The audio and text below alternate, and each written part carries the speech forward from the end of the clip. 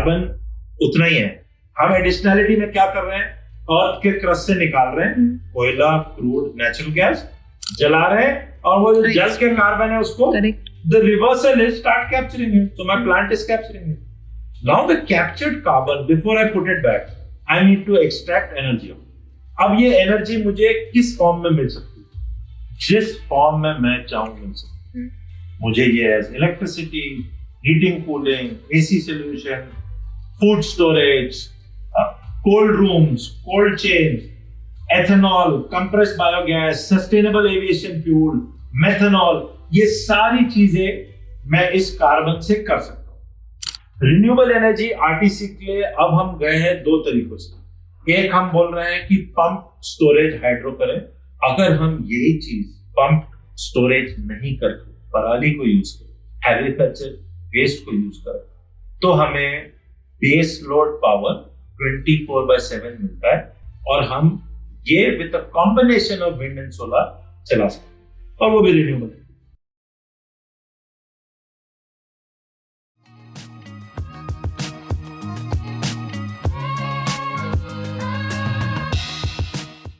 Hello everybody, I'm Shweta Dalmia और welcome on another episode of The Climapanor Show। आज के episode पे हमारे साथ है retired lieutenant colonel Monish Ahuja, जो फाउंडर एंड मैनेजिंग डायरेक्टर है Punjab renewable energy systems private limited के।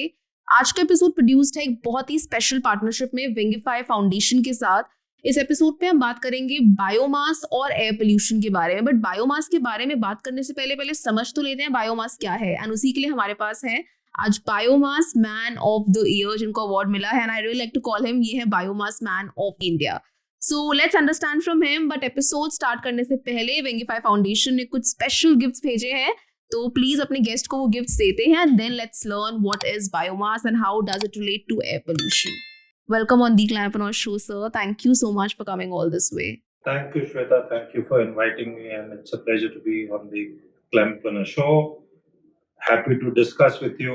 आपके जो सवाल हैं, आपके जो बहुत सारे सवाल हैं। बहुत सारे सवाल हैं। अच्छा है अगर बायोमास के बारे में लोग समझें, लोग जानें, तो आई थिंक एक सर्विस होगी मेरी तरफ से। So happy to get all the questions. Definitely, sir. But उससे पहले Wingify Foundation has sent you some great gifts, so this is for you. Thank you so much. Thank you, Wingify Foundation, for this gift, and thanks for taking up such a good topic. ऐसा show करने के लिए जो audience को पहुंचे, viewers को पहुंचे, it is a good initiative. तो सर सबसे पहले ये बताओ बायोमास होता क्या है? एक लेमन टर्म में या एक आम आदमी के लिए बायोमास वो चीज है जो बायोडिग्रेडेबल है। और बायोमास एक वर्ड है जिसमें बहुत सारे तरीके के बायोडिग्रेडेबल कंपोनेंट्स आते हैं। हमारे को जो हमारी डे टू डे लाइफ में जो इफेक्ट करता है बायोमास, वो है फार्म एग्रीकल्चर रेसिड्यू, या जो कृषि के अवशेष बच जाते हैं, पेड़ पौधे, जो हम कूड़ा कचरा बायोडिग्रेडेबल अपने घरों से, हमारी सब्जी मंडियों से, सब्जी के वेस्ट से जो निकलता है, जो सुएज स्लज, जो हमारे सुएज स्लज का जो सुएज ट्रीटमेंट प्लांट्स में कूड़ा कचरा जाता है, वो बायोमास है। जो भी बायोडिग्रेडेबल है, जिसमें कार्बन कंटेंट है, वो बायोमास कहलाता है। So that ये ब्रॉड डेफिनेशन है बायोमास। सर जैसे आजकल इन जनरल बायोमास को हम सब रिकॉग्नाइज करते हैं पराली से, मतलब कहीं ना कहीं वो एक रिकॉग्निशन बन चुकी है ना बायोमास की। जी, सो अगर हम दिल्ली एनसीआर नॉर्थ इंडिया की बात करें तो बायोमास पराली से रिकॉग्नाइज किया जाता है। लेकिन अगर आप इंडिया को देखें, अगर आप पूरे वर्ल्ड को देखें, तो जिस तरीके से फार्म मैकेनाइजेशन हुआ है, जो फार्मिंग में, एग्रीकल्चर में मशीनें आ गई हैं, उससे एक तरीका फार्मिंग करने का चेंज हुआ है ग्लोबली। और ये मशीनें आने से लेबर जो है वो फार्मिंग से कम हो गया, हट गया है।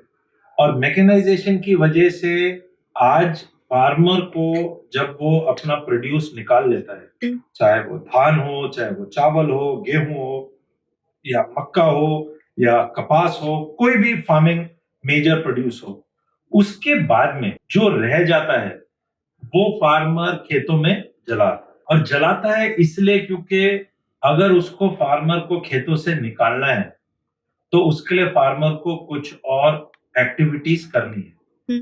उसको कुछ मशीनें चाहिए, उसको लेबर चाहिए, उसको कुछ पैसे चाहिए, लेकिन ये सब करने के बाद में जो अवशेष बच गया उसकी कोई वैल्यू नहीं। तो फार्मर निकालने के बाद में इस अवशेष का या पराली का या कोई भी फार्मिंग एग्रीकल्चर अवशेष की बात करें, उसका क्या करे? तो वो उसको हटाने के लिए अपने खेतों से एक आसान तरीका उसको जलाने के काम वो करता है।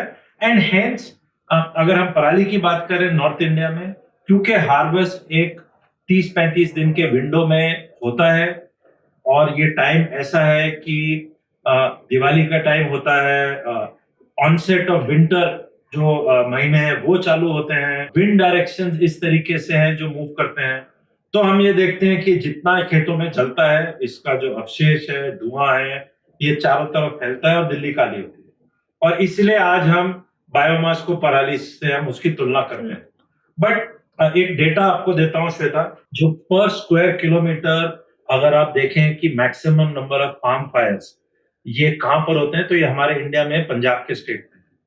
और अगर आप सेकंड स्टेट ये सवाल पूछे, तो अगर मैं आपसे पूछूं आप क्या स्टेट बताएं, आप हरियाणा जो या उत्तर प्रदेश जो आसपास, लेकिन नहीं, सेकंड स्टेट जो इंडिया में जहां पर square kilometre maximum farm fires होते हैं वो मध्य प्रदेश। Farm Fyers. और हम मध्य प्रदेश की कहीं पर भी बातचीत नहीं करते। क्यों नहीं करते? क्या मध्य प्रदेश के लोग हिंदुस्तानी नहीं है? क्या वो हमारे भाई बहन नहीं है? हम उसकी बात इसलिए नहीं करते हैं क्योंकि दिल्ली कैपिटल मीडिया में आता है। तो ये फार्म फायर की प्रॉब्लम, बायोमास की डिस्पोजल की प्रॉब्लम, चाहे वो खेतों से हो, चाहे वो जो हम शहरों में कूड़ा कचरा जो आज पहाड़ बन गए हैं उसके बायोडिग्रेडेबल कंपोनेंट हो, चाहे वो सुएज स्लज हो, आज गंगा को हम क्लीन कर रहे हैं। क्या क्लीनिंग कर रहे हैं?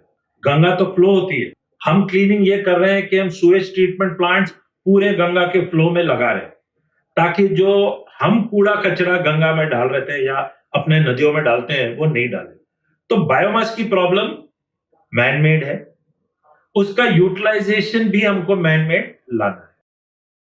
तो जैसे आपने बात करी मैकेनाइजेशन हो गई है फार्म्स की, तो आपको लगता है कि ये एक अच्छा ऑप्शन हो सकता है जहाँ पर जैसे पहले के टाइम पे तो वो हाथ से ही निकालते थे तो वहाँ पर स्टबल नहीं बचता था। तो अगर ऐसा कुछ हो पाए कि जैसे जिन स्टेट्स में लेबर बहुत ज़्यादा है, बहुत इंटेंसिव है, जैसे कुछ स्पेशल ट्रेन आई थिंक पहले भी चलती थी जो उन ट्रेन से लेबर को लाती है, फॉर एग्जांपल पंजाब, हरियाणा या मध्य प्रदेश जैसे आपने बोला, उन स्टेट्स में हम उन लेबर्स को लेके जाओ जो हाथ से ही वो सब निकालें, तो आपको लगता है कि प्रॉब्लम सॉल्व हो सकती है? बिकॉज क्या इसका एनवायरनमेंट पे पॉजिटिव इम्पैक्ट होगा और क्या इससे लोगों को एम्प्लॉयमेंट भी मिलेगी? आंसर है नहीं, और आंसर नहीं इसलिए है क्योंकि अगर हम देखें आज हर स्टेट एक तरीके से ग्रेन सरप्लस है।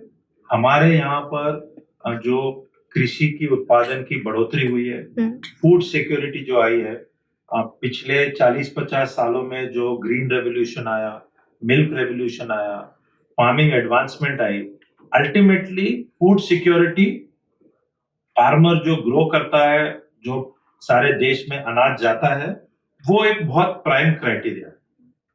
दूसरी चीज है ये इसलिए हो पाया बिकॉज मल्टीपल क्रॉपिंग, एक ही खेत में 2 या 3 क्रॉप्स एक साल में, फास्ट रोटेशन क्रॉप्स लगे, जहां पर फार्मर की भी आयात इनकम बढ़े, एक कंट्री के लिए ग्रेन सिक्योरिटी हो, फूड सिक्योरिटी हो। और अगर ये करना है तो हमको मैकेनाइजेशन और फास्ट फार्मिंग करनी पड़ेगी। हम वापस नहीं जा सकते हैं आज से 30-40 साल पहले, जहां पर फैमिन्स थे, हमारे पास फूड सिक्योरिटी नहीं थी हिंदुस्तान में। मैं उस टाइम नहीं था, बट मैंने जो सुना है कि एक टाइम था कि एडवोकेसी ये थी कि एक टाइम का ही खाना खाओ। So we can't go back to such times. इसीलिए फार्म मैकेनाइजेशन जो हुआ है वो अच्छा है।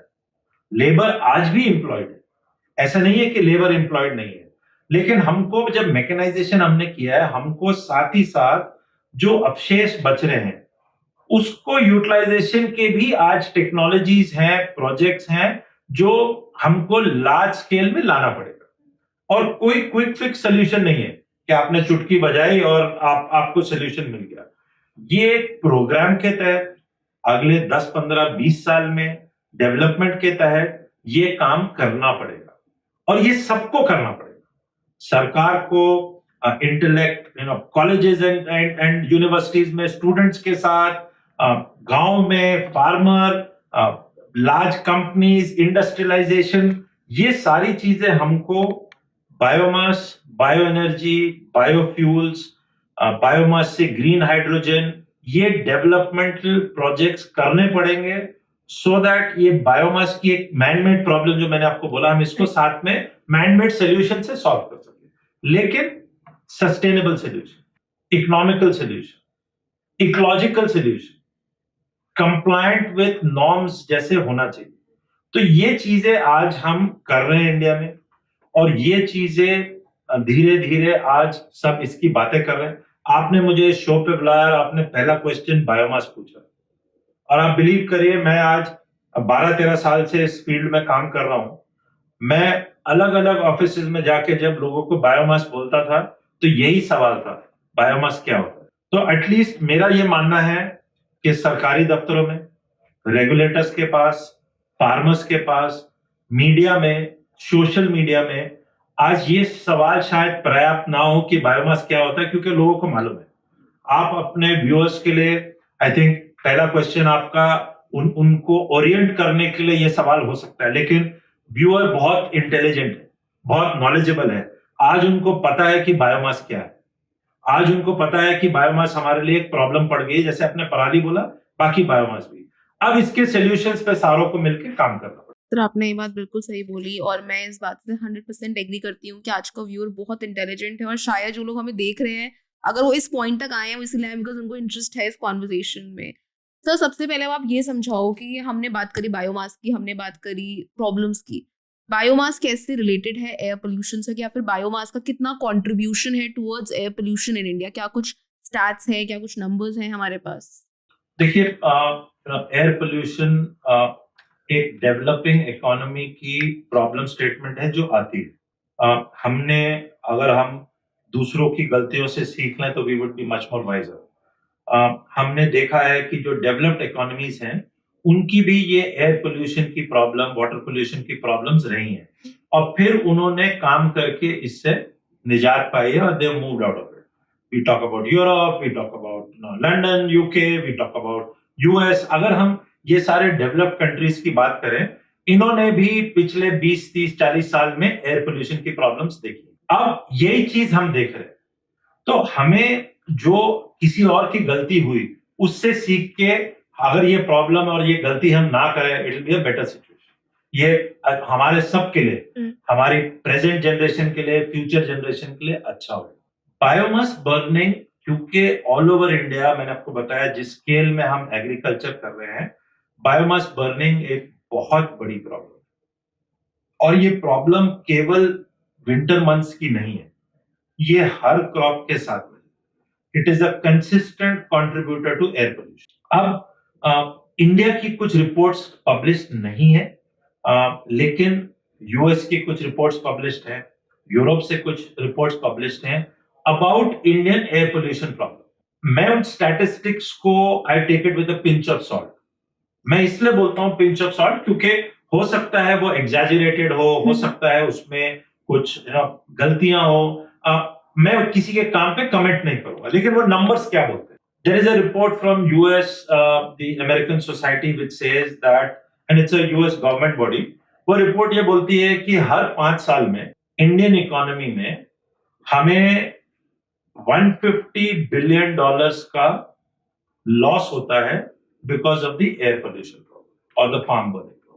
और अगेन बेसिस क्या है 150 बिलियन डॉलर्स का ओवर लेट्स से 5 इयर्स, और if I just divide it for a 5 year period, $30 billion साल का क्या बेसिस है वो नंबर का, it's not available, but there is somebody doing work to put out a number and let's take it at face value. और अगर हम ये फेस वैल्यू पे लेते हैं और हमारी इकोनॉमी में $30 बिलियन का लॉस हो रहा है, GDP loss, because of farm burning and air pollution, और अगर हम इसको हटा पाए तो जो आज इंडिया का विजन है प्रधानमंत्री का $5 ट्रिलियन इकोनॉमी का, we are all working towards it. India is a vibrant economy, one of the leading stars in the world. तो $30 बिलियन का स्ट्रेट अवे एडिशन है. करेक्ट. उतना हमें कम काम करने की जरूरत है. सो क्या हम ये $30 बिलियन को निकाल सकते हैं? और या क्या हम ज्यादा निकाल सकते हैं? क्या हम एक biomass, bio energy, biofuel based economy बना सकते हैं?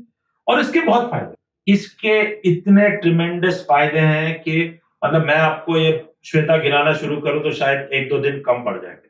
बट लेट्स अज्यूम के ये नंबर्स हैं, और ये अगर हम नंबर्स को लेके चले और एक बायो इकोनॉमी बनाना शुरू करें, जैसे ब्राजील ने बनाया, यूरोप की कुछ कंट्रीज है उन्होंने बनाया, ब्राजील ने एक पूरा बायोमास बेस्ड बायो इकोनॉमी बनाया, और उन्होंने ये बनाया from a situation of energy security.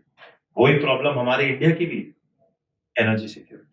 हमारी प्रॉब्लम एयर पोल्यूशन भी है, हमारी प्रॉब्लम फार्मर इनकम इंक्रीज करने की भी है, हमारी प्रॉब्लम वाटर पोल्यूशन निकालने की भी है, हमारी प्रॉब्लम हमारे शहरों में जो कूड़े कचरे के पहाड़ बन गए हैं उसको हैंडल करने की. और ये पहाड़ कम नहीं होंगे, ये पहाड़, क्योंकि हम जिस तरीके से we are the largest population in the world, तो हमारे पहाड़ बढ़ेंगे, कम कैसे होंगे? तो हमें सारे स्फीयर्स में बायोमास को इस्तेमाल करना पड़ेगा फॉर गेनफुल प्रोडक्ट. और ये प्रोडक्ट एनर्जी हो सकता है, ये प्रोडक्ट हो सकता है यूटिलिटी, और ये सारी टेक्नोलॉजीज अवेलेबल है. ब्राजील इकोनॉमी समझाओ ना थोड़ा सा कि ब्राजील ने क्या करा. जी, तो ब्राजील को प्रॉब्लम थी क्रूड इंपोर्ट की, सैंक्शंस थे. इंडिया में भी ये प्रॉब्लम है, हम क्रूड इंपोर्ट करते हैं, हम अपनी एनर्जी मेजॉरिटी इंपोर्ट करते हैं. तो ब्राजील ने एक प्रोग्राम डेवलप किया which is the ethanol blending programme. और ब्राजील ने अपनी पूरी sugar industry and ethanol generation पे काम किया, एंड ऑटोमोबाइल इंडस्ट्री के साथ में moved away from a petrol based economy to ethanol based economy. So replacement of petrol with ethanol. हाँ, इंडिया में भी हम इस डायरेक्शन में काम करना हमने शुरू कर दिया.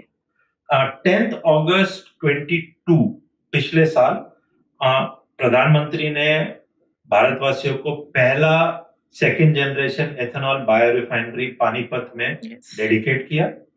इंडियन ऑयल ने ये प्रोजेक्ट बनाया है. बिल्कुल, ये प्रोजेक्ट प्राज की टेक्नोलॉजी के ऊपर है. ये साल में 2 लाख टन पराली को इस्तेमाल करेगा. इसका मतलब, और मैं आपको कुछ और स्टैटिस्टिक्स नंबर्स देता हूं श्वेता, 1 एकड़ लैंड में से तकरीबन 2.5 से 3 टन पराली का अवशेष निकलता है. हम कैलकुलेशन पर्पस के लिए 2 टन लेके चलते हैं. तो अगर 2 लाख टन पराली ये एथेनॉल का प्लांट पानीपत में इस्तेमाल करेगा एज इनपुट फीडस्टॉक, और इससे 100 kilolitre per day, 100 kilolitre per day ethanol as a product निकलेगा पर डे. 100 किलोलीटर मतलब 1 lakh litre per day ethanol निकलेगा. और ये 2 लाख टन जो है, अगर हम 2 के आंकड़े से इसको डिवाइड करें तो इसका मतलब है कि 1 लाख एकड़ में पराली नहीं जलेगी. अब आप देखो, 1 लाख एकड़ की पराली इकट्ठी की जाए, तो इकट्ठी करने के चैलेंजेस हैं, उसके बारे में शायद हम आगे बात करेंगे. लेकिन अगर हम ये 1 लाख एकड़ से पराली इकट्ठी कर लेते हैं, जो 2 लाख टन होगा, तो हम दिन का 1 लाख लीटर एथेनॉल बनाते हैं, और वो एथेनॉल क्लीनर फ्यूल है. तो हम 1 लाख लीटर पेट्रोल नहीं यूज करेंगे. इसका मतलब 1 लाख लीटर इक्विवेलेंट का जो हम क्रूड इंपोर्ट करते हैं वो नहीं करेंगे. फॉरेन एक्सचेंज बचाएंगे, और ये पूरी इकोनॉमी का जो पैसा है वो इंडिया के अंदर ही रहेगा. अब इससे ज्यादा आत्मनिर्भर क्या हो सकता है? इससे ज्यादा एनर्जी सिक्योरिटी क्या हो सकती है? ना हम फूड से compete कर रहे हैं, क्योंकि हम ग्रेन इस्तेमाल नहीं कर रहे हैं, हम अवशेष या जो रेसिड्यू है उसको इस्तेमाल कर रहे हैं. हम पोल्यूशन नहीं कर रहे हैं क्योंकि हम खेतों में नहीं जला रहे. डेफिनेटली हम ये जो 2 लाख टन इकट्ठा करेंगे, इसके लिए फार्मर को और ये पूरा इकोसिस्टम को हम डेवलप करेंगे. तो एक रूरल इकोनॉमी में पैसा जाएगा. कोई लेबर का काम करेगा, कोई ट्रांसपोर्टेशन का करेगा, कोई स्टोरेज का करेगा, कोई कलेक्शन का करेगा, मशीन आएगी, मशीन का रिपेयर होगा, वगैरह वगैरह। तो एक डायरेक्ट इनडायरेक्ट जॉब्स का इकोसिस्टम चालू हो जाएगा और कंटिन्यूस रहेगा। ये एक दो दिन के लिए नहीं है, ये प्लांट लाइफ 25-30 साल के लिए इकोसिस्टम चलता रहेगा। So you just imagine the rural impact of capital that we will put in. Yes. And जो प्रोडक्ट बनेगा, वो प्रोडक्ट क्या बनेगा? Clean ethanol. और ये प्रोडक्ट हम ट्रांसपोर्टेशन में यूज करेंगे। और आप और मैं दिल्ली, बॉम्बे जैसे शहरों में जो गाड़ियां चलाते हैं और गाड़ियों में, इसका जो हमारा क्रूड से जो हम बाहर से खरीद रहे हैं, अब वो हमारे किसानों से आएगा। आई थिंक सरकार ने they've done a fantastic job जो ये प्रोजेक्ट लाए, और ऐसे और भी प्रोजेक्ट बन रहे हैं। करेक्ट। हिंदुस्तान पेट्रोलियम भटिंडा में, भारत पेट्रोलियम बारगढ़ उड़ीसा में, नुमालीगढ़ रिफाइनरी बैम्बू से बना रही है नुमालीगढ़ असम में, मैंगलोर रिफाइनरी कर्नाटका में कुछ और अवशेषों से उनका प्रोजेक्ट प्लानिंग में है। तो ये प्रोजेक्ट्स आ रहे हैं। सो अब अगर यही आंकड़ों से हम एक्सट्रापोलेट करें, और ये नंबर्स अगेन डेटा जो है, डेटा के नंबर्स की वैलिडिटी जो है उस पे भी काम होना है, लेकिन हमने ये डेटा प्रेजेंट किया है।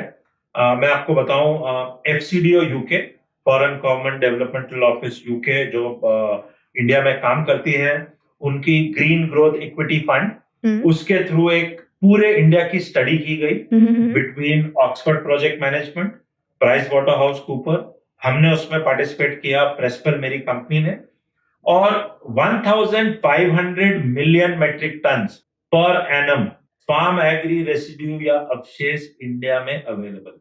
अगर आप यही आंकड़े से लें कि 2 लाख टन से आप 1 lakh litre per day ethanol बना रहे हैं, अब हम बात कर रहे हैं 1500 million metric ton per annum. So एक पूरे की पूरी vibrant bio energy, biofuel, rural based economy. और मैं रूरल इसलिए बोल रहा हूं क्योंकि अभी भी फार्मिंग हम रूरल से जोड़ते हैं, लेकिन वहां भी सब अपलिफ्टमेंट आ गई है। तो ये पूरा काम हो रहा है, हो सकता है। एंड आई थिंक मेरी विश ये रहेगी, मेरी रिक्वेस्ट ये रहेगी गवर्नमेंट से, प्राइवेट सेक्टर से, पब्लिक सेक्टर से, कि इसको हम पूरे होशो हवास में स्पीड से बढ़ाएं। That's I think where is a wish and a wish list that I would have. तो ये जो आपने बोला, मतलब डेफिनेटली ये चीज़ सुनने में मुझे बहुत अच्छी लग रही है, और ऐसा लग रहा है कि अगर ये हम कर लेते हैं तो इंडिया के लिए, हमारे लोगों के लिए सब कुछ बेनिफिशियल होगा। बट आज इसकी प्रॉब्लम कहाँ है? मैंने सर शो पे इतने लोगों को इंटरव्यू करा है, लाइक कोई है जिसने पराली का जिस लॉजिस्टिक्स पे वो काम कर रहे हैं, उनके पास ट्रक्स का बहुत अच्छा नेटवर्क है, एंड ही इज़ लाइक कि क्योंकि मेरे पास इतने सारे ट्रक्स ऑल ओवर इंडिया हैं तो मैं लॉजिस्टिक्स सॉल्व करता हूँ। तो प्रॉब्लम कहाँ आ रही है? लाइक एक तो पहले आप सप्लाई चेन समझाओ, बायोमास की सप्लाई चेन कैसी होती है, एंड हम ये अभी क्यों नहीं स्केल कर पा रहे हैं, या फिर क्यों हर विंटर्स में सेम प्रॉब्लम आती है जब हमारे पास ऐसे सॉल्यूशंस अवेलेबल हो रहे हैं? देखिए, इकोसिस्टम डेवलप होना पड़ेगा। आपने राइटफुली बोला सप्लाई चेन। सो 3 बकेट्स में ये हम इसको प्रॉब्लम को डिवाइड करते हैं, और हर प्रॉब्लम का एक सोल्यूशन है, उस पर काम। पहला चीज है टेक्नोलॉजी फॉर यूटिलाइजेशन। जैसे हमने बात की सेकेंड जनरेशन एथेनॉल प्रोजेक्ट की, ये टेक्नोलॉजी नई है, डेवलप हुई है। टेक्नोलॉजी डेवलपमेंट में, टेक्नोलॉजी अंडरस्टैंडिंग में इंडियन ऑयल कॉर्पोरेशन ने 1000 करोड़ का इन्वेस्टमेंट किया। 1000 करोड़, इट्स बिग मनी। अब एक टेक्नोलॉजी में 1000 करोड़ का इन्वेस्टमेंट, ये 4-5 साल लगे हैं प्रोजेक्ट बनने में। राइट। ये एक इंफ्रास्ट्रक्चर का प्रोजेक्ट है, और अभी भी जिस स्पीड से एथेनॉल का प्रोडक्शन होना चाहिए वो नहीं हो पा रहा। टेक्नोलॉजी नई है, स्टेबलाइजेशन होनी है, सप्लाई चेन मैनेजमेंट एस्टैब्लिश होना है, प्रोडक्ट ऑफटेक एस्टैब्लिश होना है। तो ये सारी चीजों पे सो पहला बकेट टेक्नोलॉजी। अलग अलग टाइप की टेक्नोलॉजीज हैं, डेवलपमेंट हो रही है। इंडियन इंस्टीट्यूट ऑफ पेट्रोलियम ने कुछ किया, DBT ICT department of biotechnology, institute of chemical technology, उन्होंने टेक्नोलॉजी बनाई। इंडिया की टेक्नोलॉजी है, प्राज की टेक्नोलॉजी है, ग्लोबल टेक्नोलॉजी है, लैंजरजेट, लैंजरटेक, शेल के पास टेक्नोलॉजी है, IH2, राइजन ब्राजील में, उनके पास टेक्नोलॉजी है। तो आज 8-10 टेक्नोलॉजी ऑप्शंस अवेलेबल है। अब लेट्स टेक की टेक्नोलॉजी है, अब ये टेक्नोलॉजी को, नए टेक्नोलॉजी के प्रोजेक्ट्स लगाने के लिए पैसे की जरूरत, कैपिटल की जरूरत है। अगर आप एक प्रोजेक्ट 1000 करोड़ का लगाने वाले हैं जहां 2 लाख टन इस्तेमाल होगा, और मैंने आपको 1500 मिलियन मेट्रिक टन की बात की, तो आप केवल अंदाजा लगाइए कि कितना पैसा आपको चाहिए। क्या इंडिया जैसी कंट्री जो एक डेवलपिंग इकोनॉमी है, जहां पर हमारे प्रॉब्लम स्टेटमेंट्स बहुत है, करेक्ट, ये वन ऑफ द है, क्या हम पूरा पैसा इसी में लगाएंगे? नहीं। तो पैसे का judicial use toward solving the biggest problem and long term हमको वो करना पड़ेगा। अब कोविड आया तो पूरा फोकस सरकार का कोविड की प्रॉब्लम, सही है, तभी आज we are back as one of the most vibrant economy in the shortest period of time. लेकिन वो अब हमारे पीछे हो गए, तो हमको कैपिटल अवेलेबल कराना पड़ेगा ऐसी टेक्नोलॉजीज के लिए। दूसरा, अब मैं प्लांट के बाहर जाता हूं, सप्लाई चेन मैनेजमेंट की बात करूं। सप्लाई चेन मैनेजमेंट में क्या चाहिए? सबसे पहले आपको पोस्ट हार्वेस्ट फार्मिंग इक्विपमेंट चाहिए।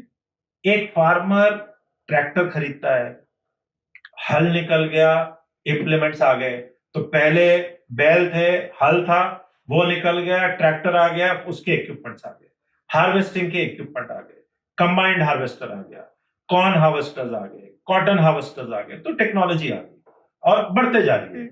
लेकिन क्योंकि फार्मर वहीं तक टेक्नोलॉजी यूज करता है जहां तक उसको पैसे मिलने लगे, उसको ग्रेन के पैसे मिलते हैं, वो ग्रेन तक टेक्नोलॉजी लेके आया, लेकिन उसको ये अवशेष के पैसे नहीं मिल रहे, तो वो पोस्ट हार्वेस्ट फार्मिंग इक्विपमेंट की टेक्नोलॉजी जो अवेलेबल है उसमें पैसे नहीं लगते। लेकिन अगर आपके प्रोजेक्ट्स आ रहे हैं और डिमांड आ गई, और आप फार्मर को एक फर्म डिमांड अगले 20-25 साल के लिए उसके एरिया में दे रहे हैं, तो क्यों नहीं लगाएगा?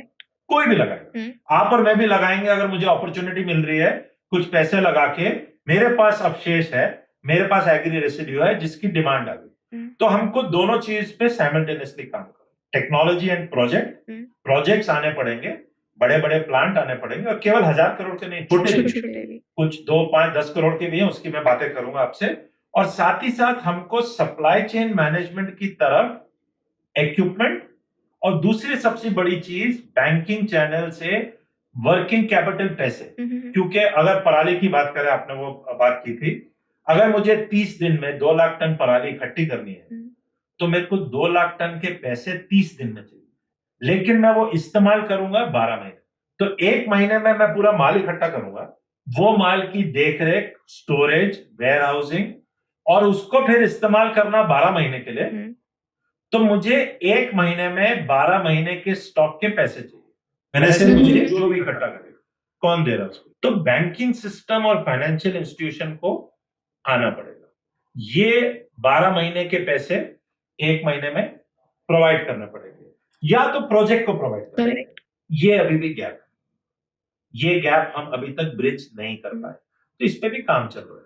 अब ये जो इक्विपमेंट खरीदना है, पिछले हफ्ते ही एग्रीकल्चर मिनिस्ट्री की स्कीम एक आई है, और हमने उसमें साथ में एग्रीकल्चर मिनिस्ट्री के साथ काम किया, जहां पर ये इक्विपमेंट का 65% पैसा agriculture ministry as a grant subsidy दे रही है। किसी भी स्कीम में आज तक गवर्नमेंट ने इस अमाउंट और कंटेंट का पैसा एलोकेट नहीं किया। आपको अगर ग्रांट या सब्सिडी भी मिले 10, 15, 20% ही मिलती है। 65% इक्विपमेंट खरीदने के लिए सरकार पैसा दे रही है आपको, क्यों? ताकि आप खेतों में जलाओ मत। और सरकार केवल ये बोल रही है कि आप इक्विपमेंट खरीदो, पैसा लीजिए, और ये जो अवशेष है या पराली है, आप प्रोजेक्ट को सप्लाई करो, तो वो स्कीम आ गई। तो 2 जगह एक प्रोजेक्ट लग गया, स्कीम आ गई, पैसे अवेलेबल कराने शुरू हुए, वर्किंग कैपिटल की बात हुई। आप वर्किंग कैपिटल भी सरकार के एग्रीकल्चर इंफ्रास्ट्रक्चर फंड से ले सकते हैं, नाबार्ड के पास जा सकते हैं, और क्योंकि सरकार ने पहल किया, बाकी बैंक भी आएंगे, तो एक मुहिम शुरू हुई है। अब तीसरी चीज की बात करते हैं, वो है प्रोडक्ट। चाहे हम एथेनॉल बनाए, कंप्रेस बायोगैस बनाए, ब्रिकेट या पैलेट डेंसिफाइड फॉर्म के गुटके बनाए, या हम ग्रीन हाइड्रोजन बनाए, या बहुत और प्रोडक्ट है। ये प्रोडक्ट्स की मार्केट वैल्यू और मार्केट एक्सेप्टेबिलिटी वो भी साथ में बनानी पड़ेगी। तो वो भी मार्केट मेकिंग का काम होना है। अब ये सारी चीजें पिछले 7-8 साल से पॉलिसी बनाना, इंडिया की बायोफ्यूल पॉलिसी जो मिनिस्ट्री ऑफ पेट्रोलियम ने बनाई, इंडिया का समर स्कीम जो मिनिस्ट्री ऑफ पावर ने पेलेट को फायरिंग का बनाया, एमएनआरई का गोवर्धन स्कीम, एग्रीकल्चर मिनिस्ट्री का भी सपोर्ट, फाइनेंशियल सपोर्ट, ये सारी चीजें हो रही हैं। लेकिन आप जिस स्केल में चाहते हैं, आपके दर्शक जिस स्केल में चाहते हैं, मैं जिस स्केल में चाहता हूं, नहीं होगा। तो हमको सबको मिलके इसको और फास्ट ट्रैक करना पड़ेगा। और हम जितना भी फास्ट ट्रैक करें, I am an optimist, 42 million metric ton Punjab में, 20 से 22 मिलियन मेट्रिक टन, 8 से 10 हरियाणा में और 10 से 12 वेस्टर्न उत्तर प्रदेश में। 42 मिलियन मेट्रिक टन 30 दिन में जल रहा है। हम यूटिलाइजेशन की तरफ तेजी से जा रहे हैं, लेकिन आज भी हम पूरे कंबाइंड यूटिलाइजेशन की बात करें तो हम तकरीबन 1.5 मिलियन मेट्रिक टन पे, 1.5, और हमें 1.5 से 42 मिलियन मेट्रिक टन में जाना है। तो आप इमेजिन करिए कि जब तक हम वहां नहीं पहुंचते हैं क्या होगा। कंटिन्यू होएगा खेतों में जलना। आप फार्मर पे पेनल्टी लगाएं, इंडस्ट्री पे पेनल्टी लगाएं, सब पुश कर रहे हैं, सब नहीं चाहता है जलने के लिए, लेकिन हम 40 मिलियन मेट्रिक टन की जो गैप है उस पराली का क्या करेंगे। अब चलो मान लेते हैं हम नहीं जलाएं खेतों में, उसको खेत से निकालने के लिए हमें पैसे खर्च करने की जरूरत है। कितने पैसे पर टन आपको खेत से निकालने के लिए? तकरीबन 2500 रुपीज, 2500 रुपए का खर्चा। अगर मुझे 40 मिलियन मेट्रिक टन निकाल के नहीं जलाना है तो 2500 into 40 million metric ton, 10,000 crore मुझे 30 दिन में चाहिए। अब मेरे पास पराली निकाल ली, 10,000 करोड़ की वैल्यू है, क्या करूं मैं इसको? बताओ आप श्वेता मेरे को। मैं 10,000 करोड़ का मेरे पास अब पेड सोना है, क्या करूं इसको? टेक्नोलॉजी चाहिए, फैक्ट्रीज चाहिए, तो मुझे फैक्ट्री चाहिए उसको इस्तेमाल करने और उसको डेवलप करना पड़ेगा, ताकि ये 10,000 करोड़ जो है मुझे 20,000 25,000 करोड़ का प्रोडक्ट दे। करेक्ट। नहीं तो 10,000 करोड़ इकट्ठा करके फिर जलाना है क्या उसको? नहीं। तो फार्मर क्या करेगा, सरकार क्या करेगी, हम जो करना चाहते हैं क्या करेंगे? हम सब अपना अपना, मैं 1 लाख टन इकट्ठा करता हूं, कोई 1 लाख टन करता है, कोई 10,000 करता है, लेकिन ये बूंद बूंद करके जो हमारा घड़ा भरा है पिछले 10-15 साल में जो मैं देख रहा हूं, हम अभी भी 1.5 मिलियन मेट्रिक टन पे। तो हमें यहां से जो 42 मिलियन मेट्रिक टन का जो सफर जो तय करना है, 20 साल में तय करना है, 10 साल में करना है, 5 साल में करना है, ये सरकार ने डिसाइड, गवर्नमेंट ने डिसाइड करना है, उन्होंने इंप्लीमेंट कराना है। तो प्रॉब्लम स्टेटमेंट इतनी बड़ी है कि उसका सोल्यूशन होते हुए भी टाइम लग रहा है। और अब आप यही 42 मिलियन मेट्रिक टन, ये एक क्रॉप है पराली, वहीं पर वीट भी होता है, वहीं पर आपका कपास भी होता है, मक्का होता है, शुगर केन होता है, वगैरह वगैरह। तो ये पूरी प्रॉब्लम 1500 मिलियन मेट्रिक टन की है। एंड जहां प्रॉब्लम है वहां अपॉर्चुनिटी है। अब मैं इसको पॉजिटिवली देखता हूं क्योंकि ये प्रॉब्लम नहीं है, it's a opportunity for entrepreneurs and companies like me. नए नए एंटरप्रेन्योर बने, नए प्रिंसिपल बने, नए कर्नल मोनिश आहूजा बने, जो ये अगर मैं कर सकता हूं तो आप भी कर सकते हैं। 100%। तो आपके जो लिस्टनर्स है, आप सब करो, डिमांड है, सरकार डिमांड ला रही है, आप करो, बनाओ, बेचो, और सब यही काम करो, अवेलेबल है। और सबसे बड़ी चीज, जो रिसोर्स है वो फ्री में अवेलेबल, वो वेस्ट है, आज उसकी कोई जरूरत नहीं है किसी को। अगर हम ये प्रोजेक्ट लगाएंगे तो वो वेस्ट टू वेल्थ एक वैल्यू बन जाएगा। राइट। सो आप ये जो आपका सवाल है कि कब तक नहीं जलेगा या कब तक एयर पोल्यूशन, अगर प्रोजेक्ट नहीं आए ये जलते रहे, दैट्स द सैड पार्ट। और जिस तरह से बाकी जगह इंडस्ट्रियलाइजेशन, कंस्ट्रक्शन बोलो, ट्रांसपोर्टेशन बोलो, वो जो एडिशनली ऐड करता है एयर पोल्यूशन पे, जो विंटर मंथ्स है, हम मिड सितंबर से शुरू करते हैं टिल नवंबर, तब तक पराली का हार्वेस्ट का एक साइकिल चलता है, ये 2 महीने में चलता ही रहे। और मैं ये मानता हूं कि हमको सोल्यूशन फार्मर्स को देना है, फार्मर हमको प्रोडक्ट दे रहा है, तो ये इंडस्ट्रियलाइजेशन करने की जरूरत है। अब केवल अगर हम बोलेंगे कि एथेनॉल बना के ये प्रॉब्लम सॉल्व हो जाएगा, नहीं। तो एक प्रोजेक्ट है जो मैंने लिखा है, मेरे साथ में आशीष पुत्तांबेकर जी, मेरे को पार्टनर राइटर है, ऑथर है ऑफ दिस प्रोजेक्ट। प्रोजेक्ट का नाम है प्रोजेक्ट 42 एंड प्रोजेक्ट 42 इसलिए बिकॉज ये बात करता है 42 मिलियन मेट्रिक टन पराली, इसलिए प्रोजेक्ट 42 इसका नाम है। ये प्रोजेक्ट लिंक्डइन पे अवेलेबल है, पब्लिक डोमेन में अवेलेबल है। मैंने ये प्रोजेक्ट सरकार के हर डिपार्टमेंट को प्रेजेंट किया, इंक्लूडिंग प्राइम मिनिस्टर ऑफिस ने भी प्रोजेक्ट के बारे में पूरी जानकारी ली है। उन्होंने वेरियस मिनिस्ट्रीज को भेजा है, हमने भेजा है। अब प्रोजेक्ट 42 बात करता है अबाउट 11 मेथोडोलॉजीज, 11 सब प्रोजेक्ट्स जहां पर ये 42 मिलियन मेट्रिक टन पराली इस्तेमाल की जा सकती। अब ये क्या है? एक का मैं जिक्र कर चुका, एथेनॉल, करेक्ट। दूसरा है कंप्रेस बायोगैस, तीसरा है इसके ब्रिकेट और पेलेट जो गुटके बोलते हैं या ग्रीन कोल बोलते हैं वो बनाना। चौथा है इसके पार्टिकल बोर्ड बनाना। पांचवा है इसका fodder banana which is called S TMR, total mix ration.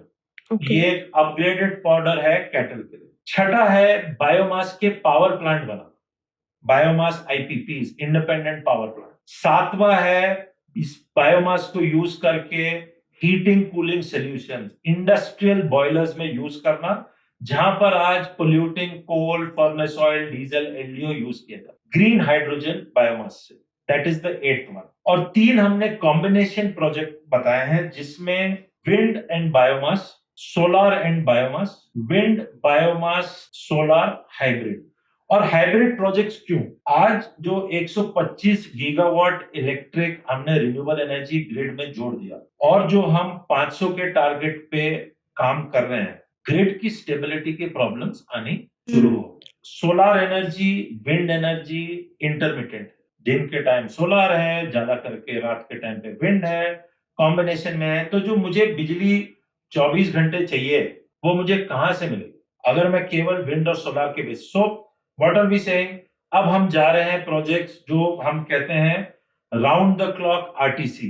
तो renewable energy RTC, renewable energy RTC के लिए अब हम गए हैं 2 तरीकों से। एक हम बोल रहे हैं कि पंप स्टोरेज हाइड्रो करें, कि दिन के टाइम पे जब सोलर है मैं पंप इस्तेमाल करके पानी के बड़े डैम बनाऊं और मैं हाइड्रो स्टोरेज ले जाऊं। करेक्ट। और फिर जब सोलर चले जाए ये हाइड्रो को मैं टरबाइन्स पे छोड़ूं और फिर रिजर्वायर में पानी है और बिजली बनाऊं। बेसिकली मैं बिजली इस्तेमाल कर रहा हूं प्रिंसिपल ऑफ ग्रेविटी से ऊपर ले जाने के लिए पानी को, और फिर पानी फ्लो कर रहा हूं ताकि मैं टरबाइन चला सकूं। अब मैं कमेंट नहीं करूंगा इसकी एफिशिएंसी पे, बट ये एक तरीका हम काम कर। दूसरा हम बोल रहे हैं कि बैटरी स्टोरेज करें। बड़े बड़े बैटरी टेक्नोलॉजी इंप्रूव हो रही है, बैटरी बैंक्स बनाए, सोलर और विंड से बैटरी की चार्जिंग करें और इन्वर्टर सिस्टम से जब सोलर विंड नहीं है हम वो बैटरी से बिजली लाएं, ताकि आपको और मेरे को 24 घंटे बिजली मिल सके रिन्यूएबल एनर्जी। अगर हम यही चीज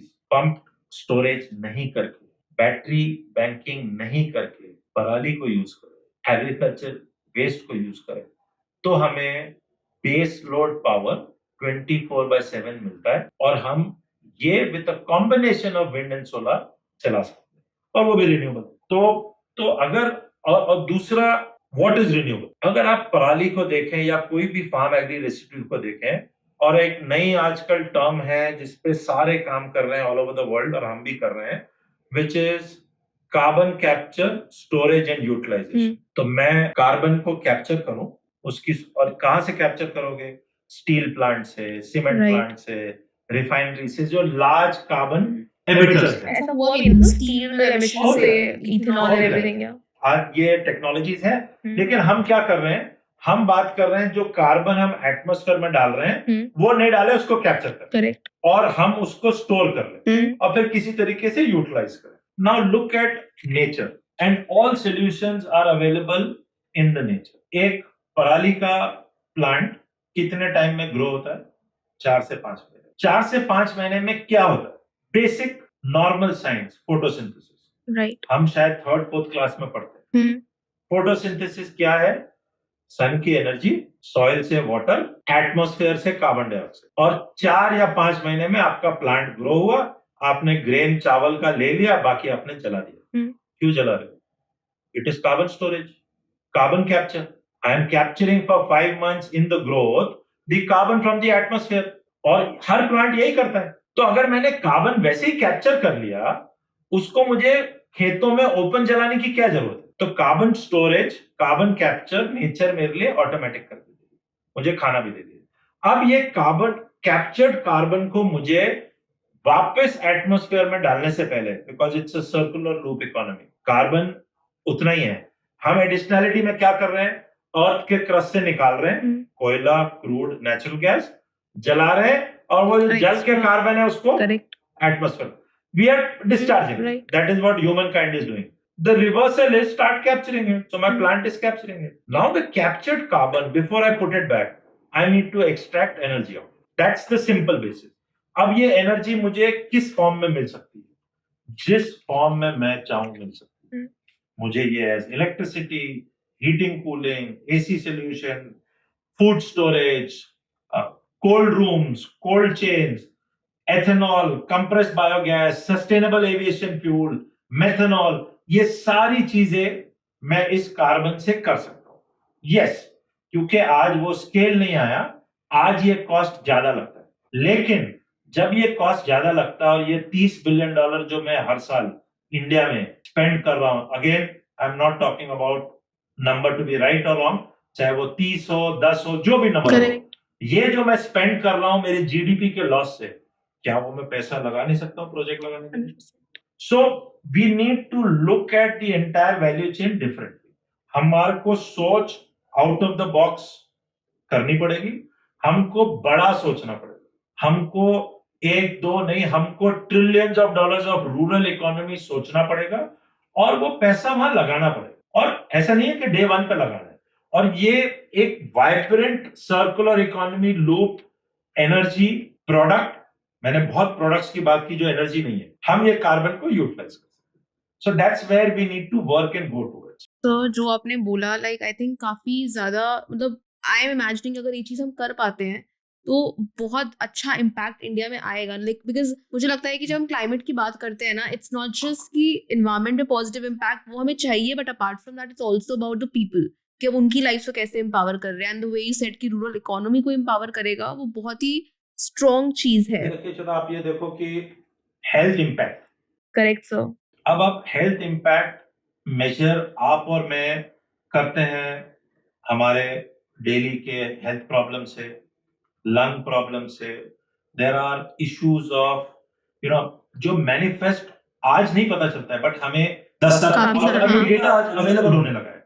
issues of infertility, issues of lung issues, breathing issues, I problem, skin problem आज कॉमन है। और डेटा कहां से मिल रहा है? अगर मैं आपको एक सिंपल एग्जांपल देता हूं, आज से 15, 20, 30 साल पहले अगर आप कहीं पर भी, हम सोसाइटी में अगर देखें, कहीं पर भी हमको आईवीएफ इनफर्टिलिटी क्लिनिक्स पता ही नहीं था। करेक्ट, हमने ये देखा ही नहीं। आज आप किसी भी शहर में, गांव में, खेड़े में आप ड्राइव करके जाइए, और ऐसा हो ही नहीं सकता है कि 1, 2, 5 आईवीएफ इनफर्टिलिटी क्लिनिक्स आप नहीं क्रॉस कर रहे। Where are we going? Correct. So we are going towards saying that the human race is not being able to be reproductive for the next generations to come. What is the reason? Pollution. Air pollution, water pollution, food pollution. If you look at the statistical data, doctors हर साल नवंबर दिसंबर में सारे TV channel में यही बातें, तो हम उसके बारे में कर क्या रहे हैं? तो हम as a society, as a government, as a tax payer health bill incrementally pay कर रहे हैं। अगर वो बिल जो हम पे कर रहे हैं उसको मैं वहां पे करके नहीं, पहले पे करूं मेरे प्रोजेक्ट लगाने में, मेरा सप्लाई चेन मैनेजमेंट लगाने में, मेरा ही पैसा है, चाहे मैं उसको पहले स्पेंड करूं या बाद में स्पेंड करूं। अगर मैं उसको पहले स्पेंड कर सकता हूं, जो सरकारें कर सकती है, आप और मेरे पास जेब में पैसे नहीं है कि जो पैसे मेरे डॉक्टर के बिल के पास जाने वाले हैं वो मैं आज खर्चा कर दूं। लेकिन सरकार के पास वो एबिलिटी है, क्योंकि सरकार 10, 20, 30, 40 साल के बॉन्ड निकाल सकती है, पैसे मार्केट में रेज कर सकती है। तो सरकार के पास वो एबिलिटी है पैसा लाने की। अगर वो करते हैं तो ये मेरा हेल्थ बिल रिड्यूस होगा। और ये स्टैटिस्टिकल डेटा बताएगा अगले 5 साल में कितना रिड्यूस हुआ, 10 साल में कितना रिड्यूस हुआ। और ये प्लस माइनस गणित हमारे ब्यूरोक्रेट्स, फाइनेंस मिनिस्ट्री वगैरह कर सकते हैं। प्रोजेक्ट्स लाने की जरूरत है, जल्दी लाने की जरूरत है। सप्लाई चेन मैनेजमेंट की तरफ फोकस करने की जरूरत है, डिमांड साइड की तरफ जरूरत है।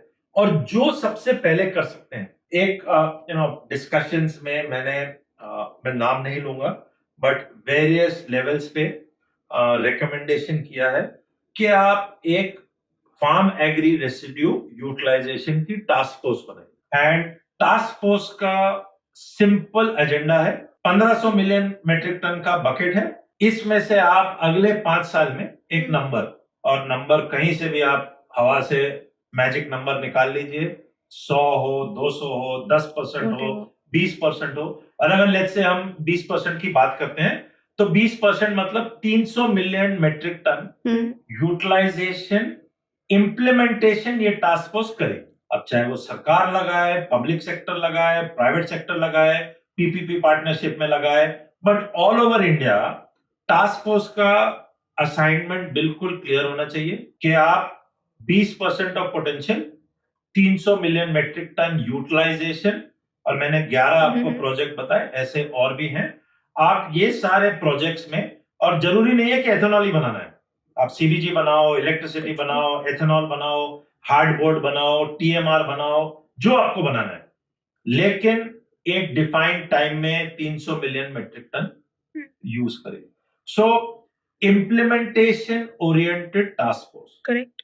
सरकार की बहुत टास्क फोर्स हैं, बहुत कमेटियां हैं, मैं उसकी बात नहीं कर रहा हूं। और ये टास्क फोर्स को आप पावर्स दीजिए, फाइनेंशियल अलॉटमेंट दीजिए और इम्प्लीमेंट, और फिर पूछिए जिस लेवल पे भी आप पूछना चाहते हैं, चाहे जिस लेवल पे टास्क फोर्स का रिव्यू हो, और आप टास्क फोर्स पे जो ऑफिसर्स लगाएं, आपके बेस्ट ऑफिसर्स हो, सेलेक्टेड ऑफिसर्स हो, जो ये प्रॉब्लम स्टेटमेंट और चैलेंज को ले और उसके सॉल्यूशंस को इंप्लीमेंट करे। So this is a suggestion I have made at various levels in the government. I hope it is taken up, और अगर होता है we will be very fast moving towards that bioeconomy जिसकी मैंने बात की। तो डेफिनेटली मुझे लगता है कि ऐसी जो चीज़ें आपने बोली, इवन टास्क फोर्स में या फिर इवन हमारे जो गवर्नमेंट बॉडीज हैं, उस पर हमें ज़रूरत है आप जैसे लोगों की, जिनके पास इस स्पेस को लेकर इन डेप्थ नॉलेज है, बिकॉज तभी ये सोल्यूशंस आएंगे। इनफैक्ट मैं तो कहती हूँ कि हमें ज़रूरत है उन फार्मर्स की भी, मे बी उस टास्क फोर्स में, क्योंकि तभी तो सोल्यूशंस बनेंगे, तभी सोल्यूशंस वो बनेंगे जो फार्मर और इंडस्ट्री यूज कर पा रही है। देखिए फार्मर, मैं पिछले 12 सालों से फार्मर्स के साथ क्लोजली काम कर रहा हूँ, बहुत ही सुलझे हुए, समझदार, अच्छे लोग, correct. They are very human, they are ground पे हैं, उनकी एक्सपेक्टेशंस बहुत मिनिमलिस्टिक है। उनकी एक्सपेक्टेशन ये है कि आप जो सोल्यूशन ला रहे हैं, हम आपके साथ काम करने के लिए तैयार हैं, इसमें आप हमारे साथ फेयर रहिए, हम आपके साथ फेयर रहेंगे। एंड जहां पर आप ये एक टर्म है भागीदारी में, आप उनके साथ पार्टनरशिप में फेयर हैं, मैं हर स्टेट में काम कर रहा हूं, कहीं कोई प्रॉब्लम नहीं। We blame the farmers, which is absolutely wrong, which is wrong. What we need to do is provide solution. अब मैं आपको एक और प्रॉब्लम स्टेटमेंट बताता हूं पराली की यूज का या फार्म एग्री। कोविड के टाइम पे हम सब ने देखा, इंडिया में we are the largest population in the world, maximum Hindu population in the world, हम दाह संस्कार या क्रिमेशन लकड़ी पे करते। पिछले हफ्ते सरकार की स्कीम आई है कार्बन क्रेडिट मोनेटाइजेशन की, जिसमें पेड़ लगाने के लिए आप कार्बन क्रेडिट वॉलंटरी मार्केट आप क्लेम कर सकते हैं। इसका मतलब आपके मार्केट में अगर आपने पेड़ लगाया और आप एज एन इंडिविजुअल, श्वेता आप 2 पेड़ लगाएं, उसका नोटिफिकेशन करें, आप वो पेड़ के ग्रिड रेफरेंस दें, सरकार की पोर्टल में आप बताएं, और वो पेड़ ग्रो हो रहे हैं और आप उसको मेंटेन कर रहे हैं, तो इस 2 पेड़ के लिए आप as an individual carbon credit claim कर सकते। सरकार ने इतनी फॉरवर्ड रीचिंग पॉलिसी लाई और लास्ट वीक ही पब्लिश हुई है। अब ऐसी बहुत चीजें, तो आप जो कर रहे हैं और आपके व्यूअर्स जो करेंगे इंडिविजुअली, उसके लिए आपको क्रेडिट मिल सकता है, और ये क्रेडिट फ्यूचर में एक्सचेंज में ट्रेड होगा तो मॉनेटरी वैल्यू भी मिलेगी। अब पेड़ लगाने के लिए क्रेडिट है। हम एक हिंदू सोसाइटी, हम एक इंडिया सोसाइटी क्रिमेशन में पेड़ काटते हैं, और हर क्रिमेशन में हम 2 पेड़ काटते हैं, और ये जो पेड़ काटते हैं और हम यूज करते हैं, इसकी कहीं पर भी कोई सस्टेनेबिलिटी नहीं। आप और मैं, somebody dies, we go to a crematorium, हम वहां जाके पैसे देते हैं या क्रेमेटोरियम में सरकार ने पैसे दे रखे हैं, एनजीओ ने दे रखे हैं, वो लकड़ी हम लेते हैं, हम डेड बॉडी को डिस्पोज करते हैं विधि से और हम घर चले जाते हैं। लेकिन वो लकड़ी कहां से आई? अरे भाई, पेड़ काटना तो इंडिया में क्राइम है। सुप्रीम कोर्ट का ऑर्डर है अगेंस्ट वेस्ट बंगाल गवर्नमेंट, जहां पर life of a tree in India is notified by honourable supreme court, and that order says 74,500 rupees per year into the life that it lives. So अगर एक पेड़ 10 साल जिया तो उसकी नेशनल एसेट वैल्यू 7.5 लाख रुपया है। ये सुप्रीम कोर्ट का जजमेंट है, मैं नहीं बोल रहा हूं। अगर एक पेड़ आप काटते हैं और 7.5 लाख रुपया 10 साल के पेड़ की नेशनल एसेट वैल्यू है, हम उसको काटते हैं और क्रिमेशन करते हैं 3,000-4,000 रुपए की वैल्यू में। तो मेरा सरकार से एक सवाल है आपके माध्यम से कि 7.5 लाख रुपए का नेशनल एसेट 4,000 रुपए में क्रिमेशन में क्यों जलने देते? कहीं आंसर नहीं मिला। और ये तो सुप्रीम कोर्ट का ऑर्डर है, हमारी कंट्री का रूल है, ये नेशनल एसेट की प्राइस वैल्यू है। और 7.5 लाख रुपए क्यों है? इसलिए है क्योंकि 10 साल की लाइफ में वो पेड़ बहुत चीजें करता है। एक कार्बन सिंक की तरह काम करता है, शेड देता है, ऑक्सीजन देता है, फ्रूट देता है, वगैरह वगैरह। तो ये मापदंड करके एक नंबर एक कमेटी के थ्रू सुप्रीम कोर्ट ने अनाउंस किया। बट हम क्रिमेशन में क्या करते हैं? 2 पेड़ equivalent to 10 years of life हम 4,000 रुपए में जला देते। बट पेड़ लगाने के लिए आज सरकार आपको कार्बन क्रेडिट दे रही है। जो पेड़ कट रहे हैं, जो काट रहा है, उसको पेनल्टी भी तो दो, वो हम नहीं दे रहे। And I am not saying देना चाहिए, I am giving you a picture. Covid के टाइम पे हमने हॉरर स्टोरीज देखी, इंडिया टुडे का कवर देखा, हर न्यूज चैनल में देखा कि क्रिमेशन के लिए लकड़ी अवेलेबल नहीं। लकड़ियां काट काट के, लकड़ी काटने वाले अवेलेबल नहीं थे और लकड़ी अवेलेबल नहीं, पेड़ अवेलेबल नहीं।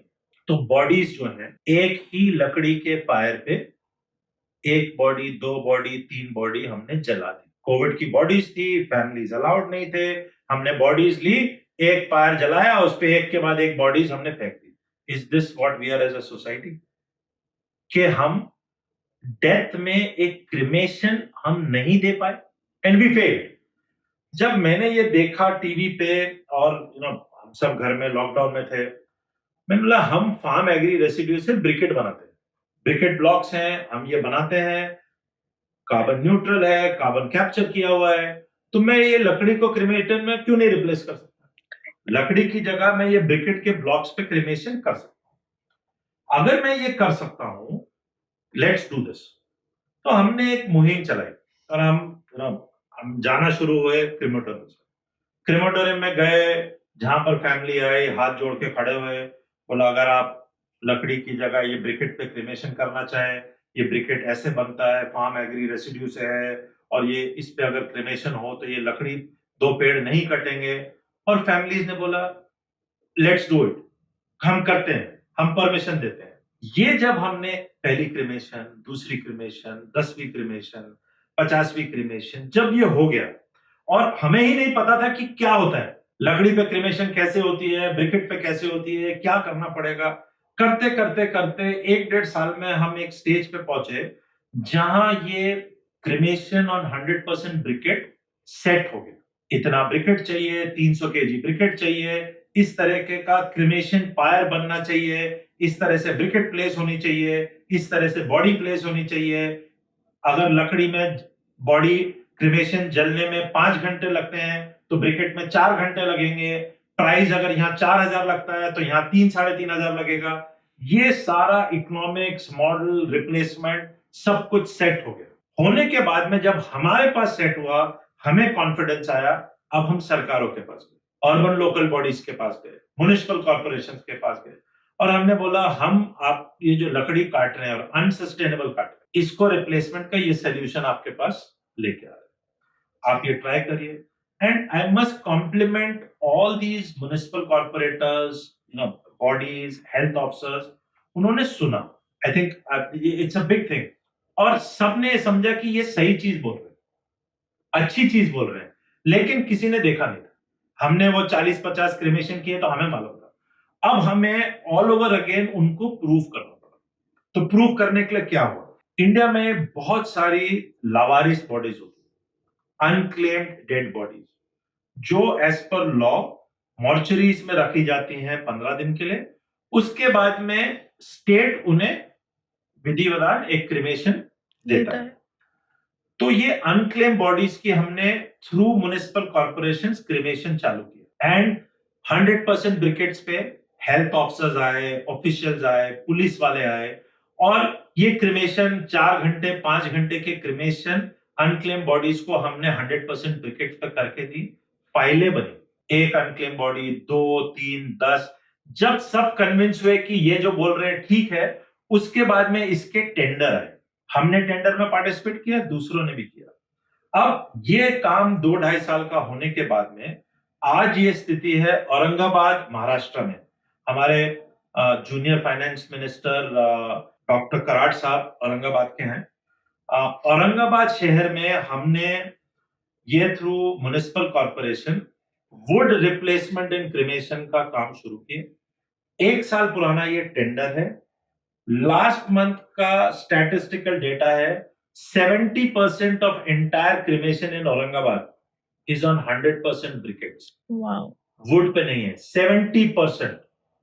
और अगर मैं आपको अक्टूबर नवंबर से डेटा दूं तो अक्टूबर नवंबर में ये 29-30% था, then it went to 38-40%, then it went to above 50%, and now since the last 2 months it is at 70-72%। तो हमने औरंगाबाद में 32 क्रिमेटोरियम से वुड निकाल दिया और 100% ब्रिकेट है। और अब ये जो ब्रिकेट 8 रुपए का क्रिमेशन में वहां जलता है, उसका 60% फार्मर के पास जाता है, क्योंकि फार्मर के ये फार्म एग्री रेसिड्यू के लिए वो लाके बेचता है हमारे ब्रिकेटिंग प्लांट पे, वो कलेक्ट करता है, खेतों में नहीं जलता है, हम इसके ब्रिकेट बनाते हैं। ब्रिकेट इंडस्ट्री को भी जाता है और क्रिमेटोरियम को भी जाता है और विथ ऑल ड्यू रिगार्ड हम सब ने मरना है। तो ये जो वुड जो 7.5 लाख का वैल्यू का जल रहा था, अब हमने हटा दिया। तो मेरा सवाल है, पेड़ लगाने के लिए आप कार्बन क्रेडिट दे रहे हो, जो मैं इंश्योर कर रहा हूं नहीं कट रहे हैं, उसके लिए क्या मिलेगा? So it is a development report. अब जब औरंगाबाद में ये पिछले 1 साल से सक्सेस हो गया, और सक्सेस इज नॉट के 70% हो गया, success is societal acceptance. Success is आज हर क्रिमेशन 32 क्रिमेटोरियम्स में 100% ब्रिकेट्स पे होता है। सोसाइटी ने एक्सेप्ट किया, किसी ने फोर्स नहीं किया किसी को।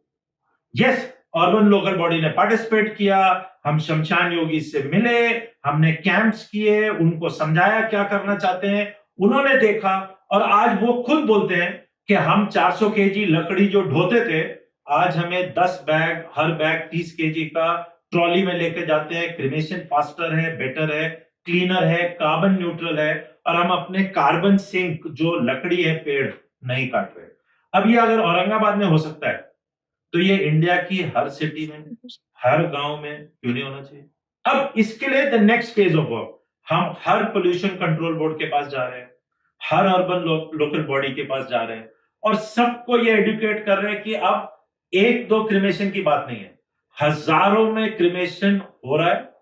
और honourable prime minister Modi ji ने 2 मन की बात में ही spoke about cremation with logs made out of Gobardhan, cow dung, Gobardhan से उन्होंने ये लॉग्स के ऊपर क्रिमेशन की बात की, जो हो रहा है कहीं पर यूपी में, कहीं पर नागपुर में।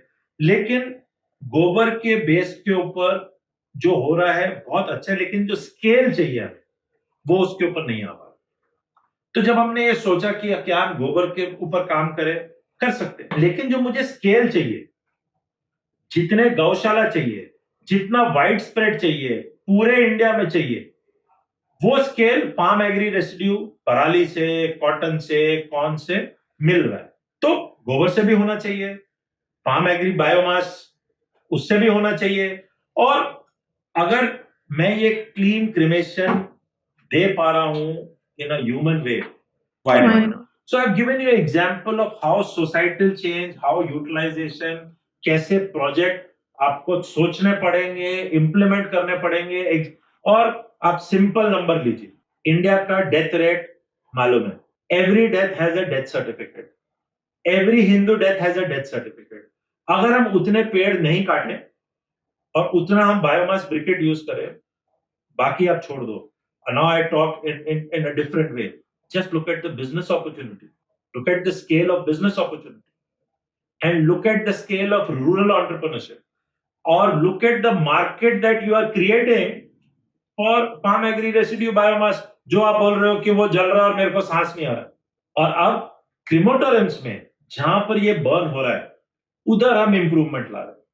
Better filtration systems, better capture systems, तो एक इकोसिस्टम डेवलपमेंट की बात है। तो इसलिए मैंने आपको ये प्रोजेक्ट का उदाहरण दिया जो आज सक्सेसफुल है और बहुत जगह और ये pickup. Ministry of environment and forest ने भी ये मुहिम उठाई है।